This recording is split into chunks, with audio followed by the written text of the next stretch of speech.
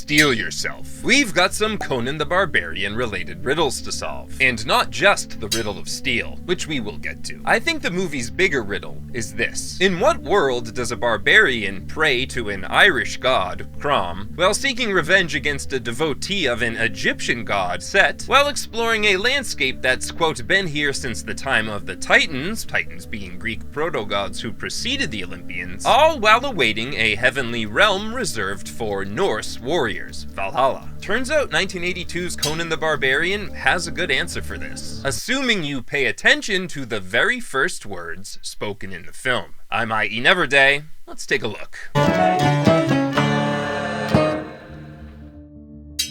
Between the time when the oceans drank Atlantis and the rise of the sons of Ares, there was an age undreamed of. On first listen, this might sound like a fancy way of saying a long, long time ago, but it actually refers to a specific period in prehistory. The oceans drank Atlantis nearly 12,000 years ago, based on Plato's account, while the sons of Ares, a reference to Proto-Indo-European speakers, descended from the Pontic-Caspian steppes some 6,000 years ago. Some spread into the Indian subcontinent, where, for example, the Hindi language would evolve. Others spread into Europe, giving rise to the Romance languages, Greek, the Germanic languages, including Norse, and the Celtic languages, including Irish. So Arnold Schwarzenegger's Conan lives in a time when this spread hasn't happened yet, or it's just getting started. Meaning, instead of having separate Celtic and Germanic and Greek cultures and languages, everything is still smushed together, including the mythology, which is why you've got Irish gods coexisting with Greek titans, a Norse afterlife, and wait a minute, Thulsa Doom's Egyptian mythology-inspired snake cult doesn't fit, because the ancient Egyptian language didn't branch off from Proto-Indo-European. It was an Afro-Asiatic language. How do we explain that? Like this. The ancient Egyptian language emerged about 5,000 years ago, so if we interpret James Earl Jones's Thulsa Doom as a Proto-Egyptian figure, the timing lines up. Now, did Proto-Indo-European speakers ever get into scuffles with Afro-Asiatic speakers in real life? That would have been geographically unlikely. But I'm not here to talk about geographical accuracy, I'm here to talk about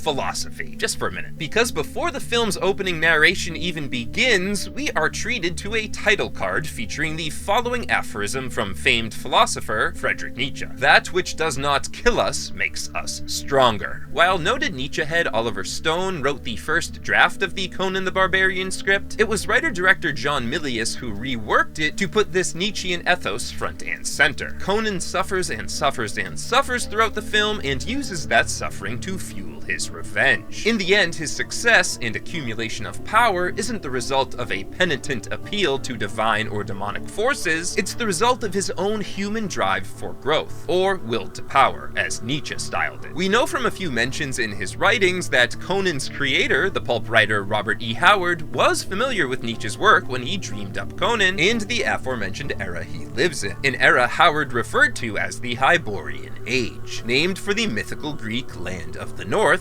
Hyperborea, which is interesting because Nietzsche used the term Hyperborean to refer to people, like himself, who eschewed social and moral conformity in pursuit of self-mastery. It's the step before becoming an Übermensch, i.e. an overman or superman, which Nietzsche saw as aspirational. Obviously, in the movie, Conan fits that Hyperborean/Übermensch archetype to a T, because that's the way Milius wrote him, and many of the folklorical and mythical references in the film serve to bolster that identity. Let's explore some of those examples, and at the end of this video I will be grading Conan the Barbarian on its folklorical accuracy. FYI, I just gave The Lion, the Witch, and the Wardrobe the lowest folklorical accuracy grade ever on this channel. Hopefully Conan is made of stronger stuff, which leads us to steel. It's established at the beginning of the film that Conan's people, later identified as the Cimmerians, have learned the secret of steel making. Or rather, a race of giants stole it from the gods, so the gods killed the giants, but, quote, in their rage, the gods forgot the secret of steel and left it on the battlefields. And we who found it are just men. Not gods, not giants, just men.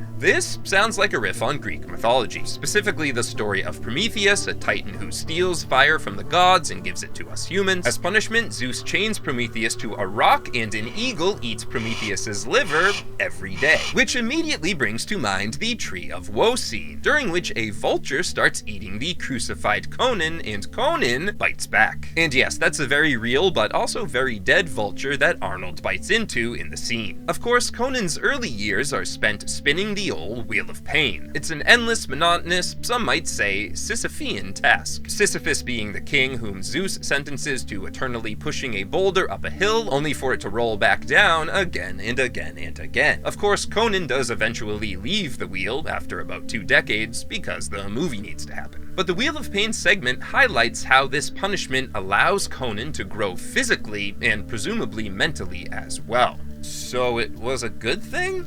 That's Nietzsche for you. And there is a case to be made that, similarly, Sisyphus at the end of the day, or every day for all eternity as it were, has it pretty good. He has a clear purpose, he has a clear expectation of the future, a full schedule, there isn't an eagle eating his liver. I do think the film could have better clarified some of the lore as it pertains to titans in particular, like when Mako's Wizard of the Mounds, aka the narrator, says, quote, "Once great men lived here. Giants, gods, once but long ago. Mounds have been here since the time of the Titans." Now, are the giants he mentioned the same as the Titans? Because remember, at the beginning of the film, he also says that giants who lived in the earth stole the secret of steel, leading me to believe that these giants are synonymous with the Titans, because Prometheus was a Titan. There's also the question of who exactly the giants/Titans stole the secret of steel from. At first, we're told Crom, who also lives in the earth, is the keeper of the secret, and when the giants fool Crom, he is angered and he shakes the earth, and fire and wind strike down the giants, who then throw themselves into the ocean. But then suddenly it's not Crom who's responsible, but several gods. Quote, "In their rage, the gods forgot the secret of steel." What's going on here? For starters, let's take a look at Crom, who takes his name from Crom Cruach, a figure the 9th century hagiography The Tripartite Life of St. Patrick describes as the chief idol and demon of pagan Ireland, which St. Patrick himself ultimately destroys. And bearing this St. Patrick connection in mind, isn't it curious that that witch in the cave tells Conan, quote, "They said you would come, a man who would someday be king by his own hand, one who would crush the snakes of the earth," end quote. Granted, the snakes here actually refer to Thulsa Doom and his Set cult, not Crom, but still. The 11th century Dín Shenhas, or Lore of Places, expands on the Irish Crom Cruach mythos, and just the language used in the text makes me think of how Crom is described in the film. Quote, "He was their god, the wizened Crom, hidden by many mists. As for the folk that believed in him, the eternal kingdom beyond every haven shall not be theirs. For him ingloriously they slew their hapless firstborn with much wailing and peril, to pour their blood round Crom Cruach. Milk and corn they asked of him speedily in return for a third part of all their progeny. Great was the horror and outcry about him," end quote. Yikes. If anything, Crom is less cruel as described in the film. He's cold and indifferent, sure, but there's no talk of gruesome offerings. To quote Conan, "Crom, I seldom pray to him. He doesn't listen. He is strong. If I die, I have to go before him, and he will ask me, what is the riddle of steel? If I don't know it, he will cast me out of Valhalla and laugh at me. That's Crom, strong on his mountain." To which Jerry Lopez's Subutai responds, "My God is stronger. He is the everlasting sky. Your God lives underneath him. Civilization, ancient and wicked." Oh, that's very Crom. What's more, in Irish folklore, a later iteration of Crom Cruach, Crom Dubh, is indirectly associated with a mountain. See, Crom Dubh actually had his own holiday for a time, an agricultural festival known as Crom Dubh Sunday, which over the centuries evolved into Reek Sunday, a day in late July when thousands of pilgrims famously climb Croagh Patrick in Ireland's County Mayo. And if you're still not convinced that Irish mythology influenced the world of Conan the Barbarian, consider, if you will, our protagonist's first name. It's Irish. I've always assumed that Robert E. Howard borrowed the name from Conan MacMorna, aka Conan Mael, Conan the Bald, a member of Finn McCool's warrior band, the Fianna, as depicted in Irish mythology's Fenian cycle. But the Conan of myth, who is depicted as foolish and out of shape, bears little resemblance to the movie's Conan. There's also a Conan MacFeber in the chronologically earlier mythological cycle, but as a Fomorian warlord who rules from a tower on an island and demands tribute from Ireland's early inhabitants, the Numidians Cimmerians, this Conan also bears little resemblance to movie Conan. Actually, based on what Max von Sydow's King Osric has to say, he sounds a lot more like Thulsa Doom. And he mentions the Numidians, or their land anyway. Quote, Thulsa Doom, I've chafed for years at this demigod, snakes in my beautiful city. To the west, Numidia, Aquilonia. To the south, Koth, Stygia, snakes. Everywhere these evil towers. Speaking of snakes, Doom's snake cult emblem with the two serpents attached at the butt is clearly a riff on the Egyptian Urias, a symbol I learned about while making my Raiders of the Lost Ark video. And isn't it funny that just 1 year after 1981's Raiders would give us the headpiece to the Staff of Ra, which has a red crystal in its center capable of harnessing the sun and creating a beam of fire, 1982's Conan would give us a giant ruby, the Eye of the Serpent, and James Earl Jones would deliver these lines. In your hand you hold my light, a gleam in the eye of Set. This flame will burn away the darkness, burn you away to paradise. Is the Eye of Set a thing in Egyptian mythology? Nah. There's the Eye of Horus, left eye, and the Eye of Ra, right eye, and Chile. Oh wait, no, that's TLC. But this feels like a deliberate choice rather than an error. What's more, going by the movie's timeline, Egyptian mythology doesn't exist yet. This is a theoretical proto-set, part of some proto-Egyptian pantheon that would later inspire the Egyptian set we know today. Does that make sense? Just like Crom in the movie isn't the Crom of the Gaelic Celtic speakers because they don't exist yet. He's a theoretical proto-Crom, a proto-Celtic god. Same goes for Valhalla, which in Norse mythology is presided over by the All-Father Odin. In the film, Conan is thus referring to a proto-Valhalla. You could also think of it as a proto-Celtic otherworld, because this is all taking place before the Celtic and Norse languages branched off from Proto-Indo-European. Speaking of branches, I think those magical snake arrows we see in the film, which don't have an obvious parallel in Egyptian mythology, were based on Norse mythology. There's a famous story in which Loki tricks the blind Hoder into shooting his brother Balder with an arrow made of mistletoe. Mistletoe being Balder's one weakness. No, it's not a perfect comparison, but the idea is you're taking something you usually wouldn't make an arrow out of, something that carries with it a lot of symbolism. Both snakes and mistletoe were widely venerated in the ancient world, and the end result is a magic projectile. Side note, Irish mythology has a projectile that follows this pattern as well, only it's not an arrow, it's a slingshot ball made from a combination of sea sand and the blood of bears, toads, and, get this, vipers. Let me slither back to Norse mythology. The Norse poem Havamal, which dates back to at least the 9th century, describes a scene that is undeniably reminiscent of one we see in the film. And I quote, I know that I hung on a windy tree, 9 long nights, wounded with a spear, dedicated to Odin, myself to myself,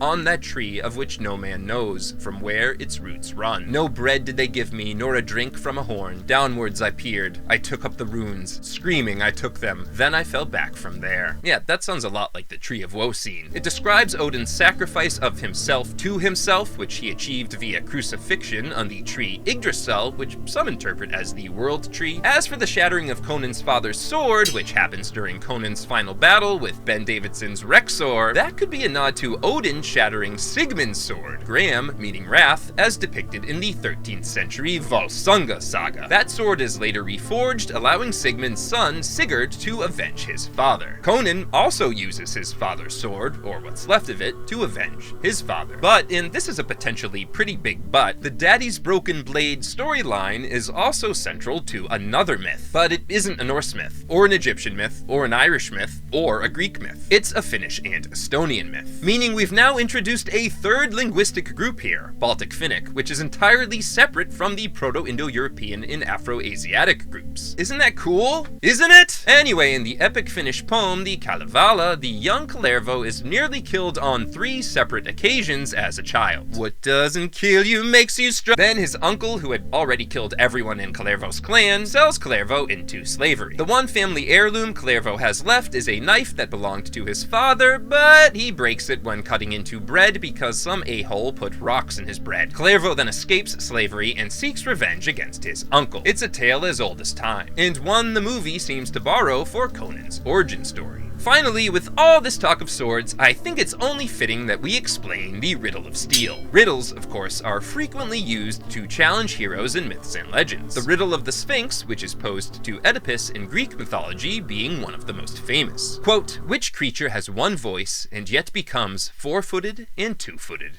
and three-footed?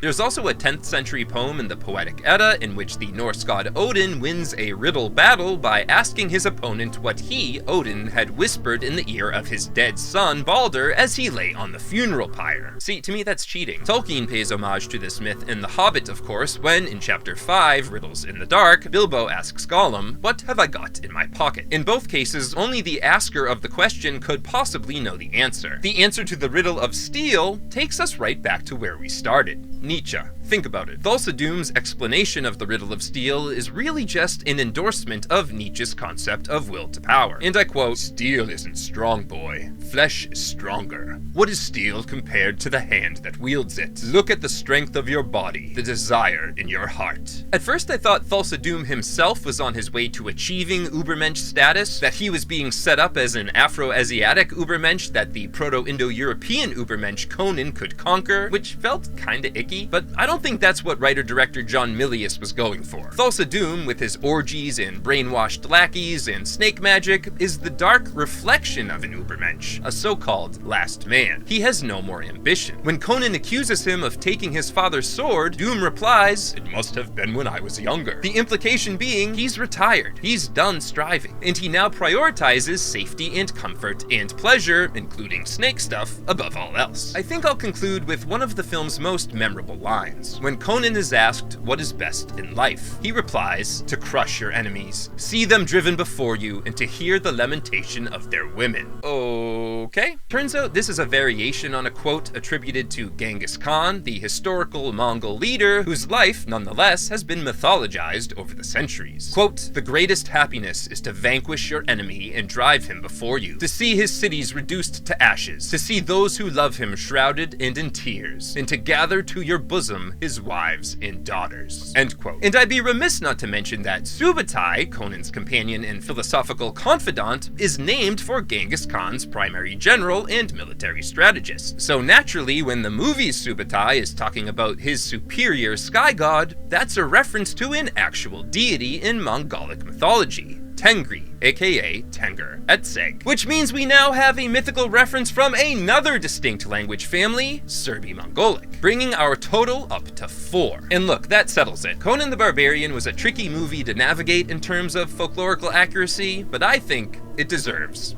an A. What do you think? Leave your folklorical accuracy grade for Conan the Barbarian in the comments below. And if you enjoyed this video, please leave a like, and one of the best things you can do is subscribe. That really helps. As always, my name is I.E. Neverday, editor of the Celtic fantasy short story anthology Neon Druid, and creator of the Irish Myths and Folklore and Film YouTube channels. Thanks for coming out. Yeah!